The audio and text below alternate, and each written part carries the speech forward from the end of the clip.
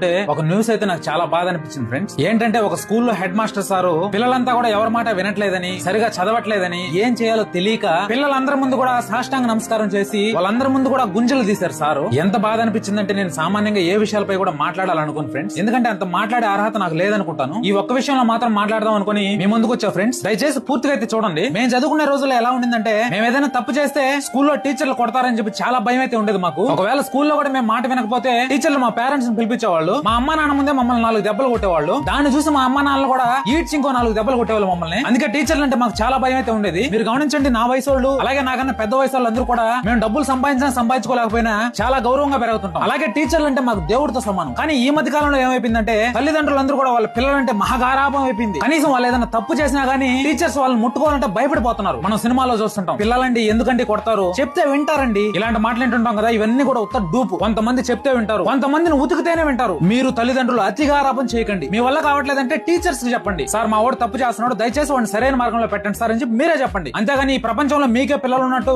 వాళ్ళని తీసుకుపోయి మీ నెత్తిని పెట్టుకుని అయితే పెంచొద్దు. అలా చేశారంటే వాళ్ళ జీవితంలో దేనికి పనికి రాకుండా పోతారు. నేనేమనుకుంటానంటే పిల్లల్ని మందలించడం అనేది టీచర్స్ కుంటే ఒక ప్రాథమిక హక్కు అని నేను అనుకుంటా. కొంతమంది సైకో టీచర్లు కూడా ఉంటారు, వాళ్ళ గురించి నేను మాట్లాడట్లేదు. ఇప్పుడు ఈ సార్నే చూడండి, ఆ పిల్లల్ని పట్టించుకోకపోయినా సరే ఆయన జీతం అయితే ఆయనకు వస్తుంది. కానీ ఎలాగోలా వాళ్ళని బాగుపరచాలని చెప్పి వాళ్ళందరి ముందు సాష్టాంగ నమస్కారం చేసి వాళ్ళందరి ముందు గుంజలు కూడా చేస్తున్నాడు సార్. ఎందుకు ఇలా చేస్తున్నారంటే ఆవేదన. వాళ్ళని ఏం చేయలేని స్థితిలో ఏ తప్పు చేయకపోయినా సరే చిన్న పిల్లల మధ్యలో గుంజలు పెడుతున్నాడు సార్. దయచేసి పేరెంట్స్ మారండి. నాకు అనిపించింది చెప్పా ఫ్రెండ్స్. దయచేసి నేను చెప్పిన దాంట్లో ఏమైనా తప్పు ఉంటే క్షమించండి. దయచేసి మీరైనా అతిగారాభం చేయకుండా పిల్లల్ని కాస్త భయంగా పెంచండి.